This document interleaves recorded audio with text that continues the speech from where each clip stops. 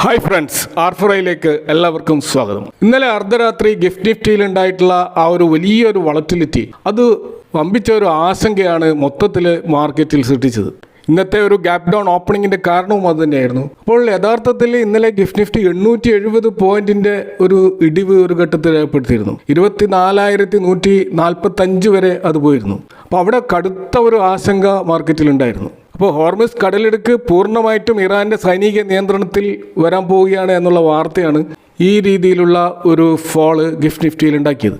എന്നാൽ പിന്നീട് gift Nifty തിരിച്ചു വന്നതായിട്ടും കാണാം. ഒടുവിൽ 24,500 ലെവലിലേക്കാണ് അത് തിരിച്ചു വന്നത്. അതുകൊണ്ട് മാത്രമാണ് ഇന്നത്തെ നിഫ്റ്റിയിലെ ഗ്യാപ് ഡൗൺ ഓപ്പണിങ് ഒരു മിനിമൈസ് ചെയ്യപ്പെട്ടത്. അല്ലായിരുന്നുവെങ്കിൽ ഇന്ന് ഒരു പക്ഷേ 24,000 താഴെ നിഫ്റ്റി പോകുമായിരുന്നു. അപ്പോൾ ഇവിടെ പലർക്കും ഗിഫ്റ്റ് നിഫ്റ്റിയെക്കുറിച്ചുള്ള ഒരു ധാരണ ഇല്ലാത്തവർ ഒരു പക്ഷേ ഉണ്ടാവാം. എങ്കിൽ എന്താണ് ഗിഫ്റ്റ് നിഫ്റ്റി എന്ന് വളരെ ഹ്രസ്വമായിട്ട് ഇവിടെ പറയാൻ ശ്രമിക്കുകയാണ്. ഇപ്പോൾ ഗിഫ്റ്റ് നിഫ്റ്റി ട്രേഡ് ചെയ്യുന്നത് ഗുജറാത്തിലെ ഗാന്ധിനഗറിലുള്ള ഗിഫ്റ്റ് സിറ്റിയിലാണ്. Gujarat international finance tech city എന്നറിയപ്പെടുന്ന ഇവിടെയാണ് ഈ ഒരു ഗിഫ്റ്റ് നിഫ്റ്റി ട്രേഡ് ചെയ്യപ്പെടുന്നത്. NSEയുടെ ഇന്റർനാഷണൽ എക്സ്ചേഞ്ച് ആണ് ഇവിടെ പ്രവർത്തിക്കുന്നത്. അപ്പോൾ ഇതൊരു ഇന്റർനാഷണൽ ഫൈനാൻഷ്യൽ സർവീസ് സെൻ്ററാണ്. അപ്പോൾ ഇവിടെ നടക്കുന്ന എല്ലാ ഇടപാടുകളും ഡോളറിലാണ് നടക്കുക. അപ്പോൾ ഗിഫ്റ്റ് നിഫ്റ്റിയുടെ ഒരു പ്രത്യേകത, ഇവിടെ 21 മണിക്കൂർ തുടർച്ചയായിട്ട് ട്രേഡിംഗ് നടക്കുന്നുണ്ട്. അപ്പോൾ ഇത് 2 സെഷനിലായിട്ടാണ് ക്രമീകരിച്ചിരിക്കുന്നത്. ഒന്ന് ഇന്ത്യൻ സമയം 6:30 മുതൽ വൈകുന്നേരം 3:40 വരെയുള്ള ആ ഒരു സമയമാണ്. അതായത് ഓൾമോസ്റ്റ് ഇന്ത്യൻ മാർക്കറ്റിനെ കവർ ചെയ്യുന്ന രീതിയിലുള്ള ഒരു ട്രേഡാണ് നടക്കുക. അതുപോലെ ഈവനിങ് 4:35 മുതൽ പിറ്റേന്ന് പുലർച്ചെ 2:45 വരെയാണ് ഇൻ്റർനാഷണൽ മാർക്കറ്റുമായിട്ട് ബന്ധപ്പെട്ടിട്ടുള്ള ആ ടൈമിങ്ങിൽ ഈ ഗിഫ്റ്റ് നിഫ്റ്റി ട്രേഡ് ചെയ്യുന്നത്. അപ്പോൾ അതിരാവിലെ ഇന്ത്യൻ സ്റ്റോക്ക് മാർക്കറ്റ് 9:15 തുറക്കുന്നതിന് മുമ്പ് തന്നെ എന്താണ് വേൾഡ് വൈഡ് മാർക്കറ്റിൽ നടക്കുന്ന ചലനങ്ങൾ എന്ന് നമുക്ക് ഈ ഗിഫ്റ്റ് നിഫ്റ്റിയുടെ ഈ ഫ്യൂച്ചർ ട്രേഡിംഗ് നേരത്തെ ആരംഭിക്കുന്നത് കൊണ്ട് മാർക്കറ്റ് എങ്ങോട്ടാണ് നീങ്ങുന്നതെന്ന് മുൻകൂട്ടി പ്രവചിക്കാൻ സഹായിക്കാറുണ്ട്. അതുകൊണ്ടാണ് പലപ്പോഴും പലരും നാളെ ഒരു ഗ്യാപ് ഡൗൺ ആണ് അല്ലെങ്കിൽ ഗ്യാപ്പ് അപ്പ് ആണ് എന്നൊക്കെ മുൻകൂട്ടി പറയുന്നത്. മുമ്പ് ഇത് സിംഗപ്പൂർ എക്സ്ചേഞ്ചിലായിരുന്നു ട്രേഡ് ചെയ്തത്. SGX നിഫ്റ്റി എന്നാണ് അന്ന് അറിയപ്പെടുന്നത്. എന്നാൽ 2023 ജൂലൈ മുതലാണ് ഗിഫ്റ്റ് സിറ്റിയിലേക്ക് ഇത് മാറ്റിയത്. അപ്പോൾ ഇവിടെ എല്ലാവർക്കും ട്രേഡ് ചെയ്യാൻ സാധിക്കില്ല. ഫോറിൻ പോർട്ട്ഫോളിയോ ഇൻവെസ്റ്റേഴ്സിനും NRIസിനുമാണ് ഈ ഗിഫ്റ്റ് നിഫ്റ്റിയിൽ നിക്ഷേപം നടത്താൻ സാധിക്കുകയുള്ളൂ. അപ്പോൾ ഇന്നലെ ഈ ഗിഫ്റ്റ് നിഫ്റ്റിയിലുണ്ടായ ഈ ഒരു വലിയൊരു ചാഞ്ചാട്ടം അതെങ്ങനെയാണ് ഒടുവിൽ ഗിഫ്റ്റ് നിഫ്റ്റി റിക്കവർ ചെയ്തതെന്നും ഇന്ത്യയിൽ ഇന്നുണ്ടായിട്ട് ഒരു ഗ്യാപ്പ് അപ്പ് ഓപ്പണിങ് ഒരു 400-500 പോയിന്റിലേക്ക് മിനിമൈസ് ചെയ്യപ്പെട്ടതിൻ്റെ ഒരു കാരണം ഈ ഹോർമുസ് കടലിടുക്കിലൂടെയുള്ള എണ്ണക്കപ്പലുകളുടെ ആ സുരക്ഷ ഉറപ്പാക്കാൻ വേണ്ടി അമേരിക്കൻ ഗവൺമെൻറ് ഈ എണ്ണക്കപ്പലുകൾക്ക് സംരക്ഷണം നൽകാൻ US-ന്റെ നാവികസേന നേരിട്ട് രംഗത്തിറങ്ങുമെന്ന് ഡൊണാൾഡ് ട്രംപ് പ്രഖ്യാപിച്ചതോടെയാണ്. ആവശ്യമാണെങ്കിൽ ഈ ക്രൂഡ് ഓയിൽ ഷിപ്പുകൾക്ക് ഈ വാർഷിപ്പുകൾ യുദ്ധക്കപ്പലുകൾ അകമ്പടി സേവിക്കാമെന്നുള്ള ഉറപ്പാണ് ട്രംപ് നൽകിയത്. ഇതുകൂടാതെ ഒരു ഹോർമുസ് ഇൻഷുറൻസ് എന്ന പേരിൽ ഒരു പൊളിറ്റിക്കൽ റിസ്ക് ഇൻഷുറൻസും US മുന്നോട്ട് വെച്ചു. കാരണം ഈ യുദ്ധ സാഹചര്യം കാരണം പ്രൈവറ്റ് ഇൻഷുറൻസ് കമ്പനികൾ കപ്പലുകൾക്ക് ഇൻഷുറൻസ് നൽകാൻ മടിക്കും.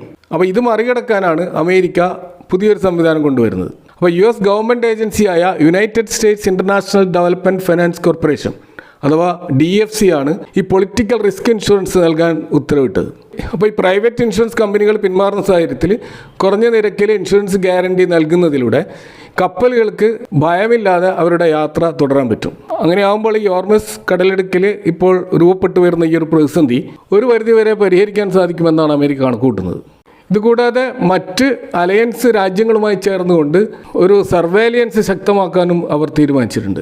അപ്പോൾ ചുരുക്കത്തിൽ ഇത്തരത്തിൽ ഇൻഷുറൻസ് പ്രൊട്ടക്ഷനും സൈനികമായിട്ടുള്ള അകമ്പടിയും ഒക്കെ ചേർന്നുകൊണ്ട് മൊത്തത്തിലുള്ള വേൾഡ് വൈഡ് ഈ ക്രൂഡ് ഓയിൽ സപ്ലൈ തടസ്സപ്പെടാതെ മുന്നോട്ട് പോകാനാണ് US ശ്രമിക്കുന്നത്. അപ്പോൾ ഇത്തരത്തിലുള്ള ഒരു വാർത്ത പുറത്തു വന്നതോടുകൂടിയാണ് ഗിഫ്റ്റ് നിഫ്റ്റിയിൽ ഒരു റിക്കവറി ഇന്നലെ ഉണ്ടായത്. അപ്പോൾ അതുകൊണ്ട് മാത്രമാണ് ഇന്ത്യയുടെ ഇന്നത്തെ മാർക്കറ്റ് 24,400 ലെവലിലൊക്കെ ഇപ്പോൾ നിൽക്കുന്നത്. അപ്പോൾ ഇന്ന് നിഫ്റ്റി 50 ഏകദേശം 1.55% ഇടിഞ്ഞിട്ട് ഏകദേശം 385 പോയിന്റുകളോളം ഇടിഞ്ഞിട്ട് 24,480 എന്ന ലെവലിലാണ് നിൽക്കുന്നത്. ഒരു ഘട്ടത്തിൽ 24,305 വരെ താഴ്ന്നിരുന്നു. ഇന്ന് നമ്മൾ കാണുന്നത് ഇന്ത്യ വിക്സ് വലിയ തോതിൽ വർദ്ധിച്ചതായിട്ടാണ്. ഇന്ന് 22% വർദ്ധിച്ചിട്ട് ഇപ്പോൾ 21 മുകളിൽ എത്തിയിരിക്കുകയാണ്. അതുപോലെ എല്ലാ മേജർ സെക്ടറുകളും ഇന്ന് നെഗറ്റീവിലാണ് ക്ലോസ് ചെയ്തത്. ഒരേ ഒരു സെക്ടർ പോസിറ്റീവായത് എല്ലാവരെയും അത്ഭുതപ്പെടുത്തിക്കൊണ്ട് അത് IT സെക്ടറാണെന്ന് മനസ്സിലാക്കാം. അപ്പോൾ മാർക്കറ്റിൻ്റെ ഒരു റിക്കവറി തീർച്ചയായിട്ടും നടക്കണമെങ്കിൽ ഈ ഒരു വാറ് കൂടുതൽ പീസ് ടോക്സിലേക്ക് തിരിച്ചു വരണം. അങ്ങനെ ആകുമ്പോൾ മാത്രമേ മാർക്കറ്റിൽ ഒരു റിക്കവറി നമുക്ക് പ്രതീക്ഷിക്കാൻ കഴിയുള്ളൂ. അതുകൂടാതെ നിലവിലുള്ള ക്രൂഡ് ഓയിൽ പ്രൈസ് 82-83 എന്ന ലെവലിൽ ഇപ്പോൾ നിൽക്കുകയാണ്.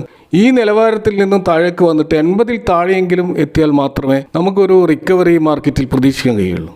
ഇപ്പോൾ നിലവിൽ നമ്മുടെ നിഫ്റ്റിയിലെ ലെവലുകൾ നോക്കുകയാണെങ്കിൽ 24,300 ഒരു സപ്പോർട്ടാണ്. ആ ലെവൽ തകർന്നു കഴിഞ്ഞാൽ പിന്നീടുള്ള ഒരു ക്രിട്ടിക്കലായിട്ടുള്ള ഒരു സൈക്കോളജിക്കൽ സപ്പോർട്ട് എന്ന് പറയുന്നത് 24,000 അപ്പോൾ ആ ലെവലിലേക്ക് നിഫ്റ്റി നിൽക്കുമെന്നാണ് പൊതുവെ പ്രതീക്ഷിക്കുന്നതെങ്കിലും വാറിൻ്റെ ഒരു ഡയറക്ഷൻ അനുസരിച്ചായിരിക്കും ഈ ഒരു സപ്പോർട്ട് എടുക്കുമോ ഇല്ലയോ എന്നൊക്കെ നമുക്ക് പറയാൻ കഴിയുള്ളൂ. ഇനി റെസിസ്റ്റൻസ് ലെവൽ നോക്കുകയാണെങ്കിൽ അപ്പോൾ 24,800 എന്നുള്ള ഒരു പ്രധാന കടമ്പ കടന്നാൽ മാത്രമേ നിഫ്റ്റിയിൽ ഒരു റിക്കവറി തുടങ്ങിയെന്ന് നമുക്ക് പറയാൻ കഴിയുള്ളൂ.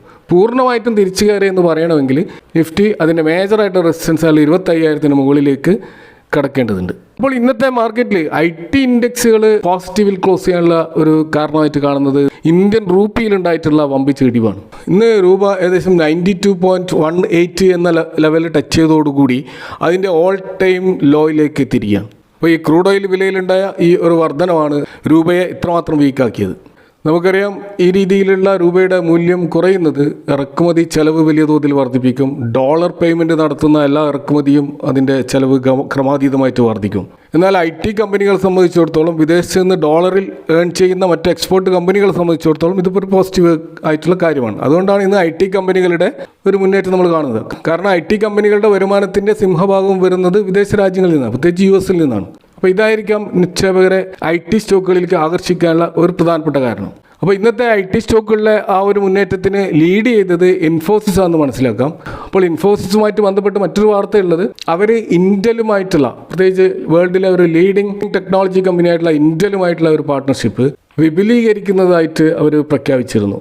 അപ്പോൾ ഇൻഫോസിസിൻ്റെ ടോപ്പാസ് ഫാബ്രിക് ഉപയോഗിച്ച് ഗ്ലോബൽ ലെവൽ ആർട്ടിഫിഷ്യൽ ഇൻ്റലിജൻസ് മേഖലയിൽ ഹെൽപ്പ് ചെയ്യുക എന്നതാണ് ഈ ഒരു പാർട്ട്ണർഷിപ്പിൻ്റെ ലക്ഷ്യം. അപ്പോൾ ഇതും ഇൻഫോസിസിൽ ഒരു പോസിറ്റീവ് ചലനം ഉണ്ടാക്കി. കൂടാതെ ഇൻഫോസിസ് വലിയ തോതിൽ കറക്ഷൻ നടന്നുകൊണ്ട് അതിൻ്റെ ഓവർസോൾഡ് സോണ് നമ്മൾ RSI 20 വരെയൊക്കെ എത്തിയതാണ്. അപ്പോൾ ഇപ്പോഴും ഓവർസോൾഡ് സോണിൽ തന്നെയാണ് ഇൻഫോസിസ് നിൽക്കുന്നത്. ഇപ്പോൾ 28 എന്ന ലെവലാണ് RSI കാണുന്നത്, 30-ൽ താഴെയാണ്. അപ്പോൾ അവിടെ തീർച്ചയായിട്ടും ഒരു വാല്യൂ ബൈങ് നടന്നതായിട്ടാണ് നമുക്ക് കാണാൻ കഴിയുന്നത്. ഇത് കൂടാതെ തന്നെ persistent system, കോഫോജ്, emphasis, tech Mahindra പോലെയുള്ള IT സ്റ്റോക്കുകളിലും ഇന്നൊരു പോസിറ്റീവ് ക്ലോസിംഗ് ആണ് ഉണ്ടായിട്ടുള്ളത്.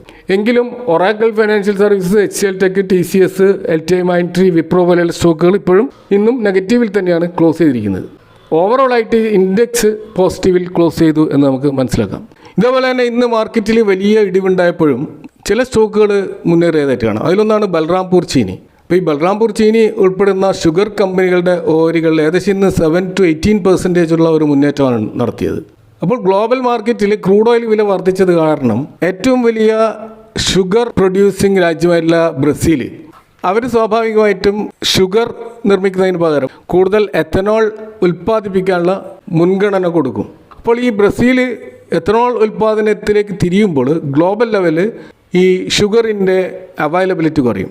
അത് കാരണം ഷുഗറിൽ വമ്പിച്ച ഡിമാൻഡ് വരും. അപ്പോൾ ഇത് സ്വാഭാവികമായിട്ടും ഇന്ത്യയിലുള്ള ഷുഗർ എക്സ്പോർട്ടിംഗ് കമ്പനികൾക്ക് പോസിറ്റീവായിട്ടുള്ള ഒരു കാര്യമാണ്. അപ്പോൾ ആ ഒരു സാഹചര്യമാണ് ബൽറാംപൂർ ചീനി പോലെയുള്ള ഷുഗർ സ്റ്റോക്കുകളിൽ നിന്നൊരു മുന്നേറ്റം ഉണ്ടായത്. ഇത് കൂടാതെ തന്നെ ഇന്ത്യയിലും എത്തനോളിൻ്റെ വില വർദ്ധിക്കാൻ സാധ്യതയുണ്ടെന്ന റിപ്പോർട്ടുകളും ഉണ്ട്. ഇതേപോലെ തന്നെ മറ്റൊരു മുന്നേറ്റം നടത്തിയ സ്റ്റോക്ക് കോൾ ഇന്ത്യയാണ്. ഇന്ന് നിഫ്റ്റി 50-ൽ പോസിറ്റീവായി ക്ലോസ് ചെയ്ത ഒരു സ്റ്റോക്കാണ് കോൾ ഇന്ത്യ. ഇപ്പോൾ ഫെബ്രുവരി മാസത്തിൽ കോൾ ഇന്ത്യയുടെ ഓപ്ഷൻ ഡാറ്റകൾ പുറത്തുവിട്ടിരുന്നു. അപ്പോൾ ഈ നോട്ടിഫൈ ചെയ്ത വിലയേക്കാൾ ഏകദേശം 35% പ്രീമിയത്തിലാണ് ഈ കോൾ ഇന്ത്യയുടെ കൽക്കരി ലേലത്തിൽ വിറ്റഴിഞ്ഞത്. അപ്പോൾ സ്വാഭാവികമായിട്ടും ഇത് അവരുടെ മാർജിൻ വലിയ തോതിൽ വർദ്ധിപ്പിച്ചിട്ടുണ്ട്.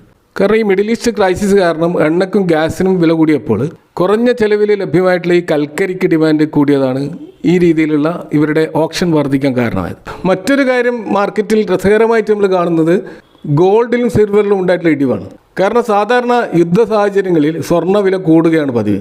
എന്നാൽ ഇന്ന് വില കുറയാൻ പ്രധാനമായിട്ടുള്ള കാരണങ്ങൾ നമ്മൾ കാണുന്നത് ഒന്ന് പ്രധാനമായിട്ടും പ്രോഫിറ്റ് ബുക്കിംഗ് ആണ്. കാരണം നമുക്കറിയാം യുദ്ധം വരുന്നതിന് മുമ്പ് തന്നെ സ്വർണ്ണത്തിൻ്റെ വില ഘട്ടം ഘട്ടമായിട്ട് ഉയരുന്നുണ്ടായിരുന്നു. ഇപ്പോൾ ഇൻ്റർനാഷണൽ മാർക്കറ്റിൽ 5,400 മുകളിൽ വരെ ഗോൾഡിൻ്റെ പ്രൈസ് പോയിരുന്നു. അപ്പോൾ ഇത്ര ഉയർന്ന വിലയിലെത്തിയപ്പോൾ അവിടെ സ്വാഭാവികമായിട്ടും വൻതോതിൽ ലാഭമെടുപ്പ് നടന്നിട്ടുണ്ട്. ഇത് വില കുറയാൻ ഒരു കാരണമായിട്ടുണ്ട്. ഇതുകൂടാതെ US ഡോളർ കൂടുതൽ സ്ട്രോങ് ആയിട്ടുണ്ട്. കാരണം ഈ ഒരു US ഇറാൻ ക്രൈസിസ് കാരണം ക്രൂഡ് ഓയിലിൻ്റെ വില വർദ്ധിച്ചതും അതുകൂടാതെ അമേരിക്കയിൽ ഇൻഫ്ലേഷൻ കൂടാൻ കാരണമാകും എന്നും നിക്ഷേപകർ ഭയപ്പെടുന്നുണ്ട്. അപ്പോൾ സ്വാഭാവികമായിട്ട് അത്തരം ഒരു ഘട്ടത്തിൽ അമേരിക്കൻ ഫെഡറൽ റിസർവ് അവരുടെ ഇൻട്രസ്റ്റ് റേറ്റ് കുറക്കുകയില്ല, അത് ഡിലേ ചെയ്യും. അപ്പോൾ ഇൻട്രസ്റ്റ് റേറ്റ് കുറക്കാൻ സാധ്യതയില്ലെങ്കിൽ അത് സ്വാഭാവികമായിട്ടും ഗോൾഡ് സിൽവറിലൊക്കെ ഒരു നെഗറ്റീവ് ട്രെൻഡ് സൃഷ്ടിക്കും. ഈ ഒരു സാഹചര്യം US$ കുറച്ചുകൂടി സേഫ് എന്ന് ഇൻവെസ്റ്റേഴ്സ് കണക്കാക്കുകയും ഇപ്പോൾ ഈ പ്രീഷ്യസ് മെറ്റൽസിൽ ഇൻവെസ്റ്റ് ചെയ്യുന്നതിന് പകരം സേഫ് ഹെവണായിട്ട് ഡോളറിനെ കാണുകയും ഡോളറിൽ കൂടുതൽ ഇൻവെസ്റ്റ്മെൻറ്റ് നടത്തുകയും ചെയ്തിട്ടുണ്ട്. കൂടാതെ അമേരിക്കൻ ട്രഷറി ബോണ്ട് ഈൽഡുകളും വർദ്ധിച്ചിട്ടുണ്ട്. അപ്പോൾ സ്വാഭാവികമായിട്ടും ഫണ്ട് ഈ രീതിയിലുള്ള ബോണ്ടിലേക്കും ഡോളറിലേക്കും തിരിഞ്ഞിട്ടുണ്ടാകാനുള്ള ഒരു സാധ്യതയാണ് നമുക്ക് കാണാൻ കഴിയുന്നത്. അപ്പോൾ ഏതായാലും നമുക്ക് ഇന്ന് സ്റ്റോക്ക് മാർക്കറ്റിൽ നമ്മൾ പരിശോധിച്ച് കഴിഞ്ഞാൽ ധാരാളം ഫണ്ടമെൻ്റലി സ്ട്രോങ് ആയിട്ടുള്ള സ്റ്റോക്കുകൾ അതിൻ്റെ 52 വീക്ക് ലോയിലേക്ക് എത്തി നിൽക്കുന്നതായിട്ട് കാണാം. ആ സ്റ്റോക്കുകളിൽ ബൈ ഓൺ ഡിപ്പിൻ്റെ അടിസ്ഥാനത്തിൽ വാങ്ങാൻ പറ്റിയ ഒരു അവസരമായിട്ടാണ് കണക്കാക്കേണ്ടത്.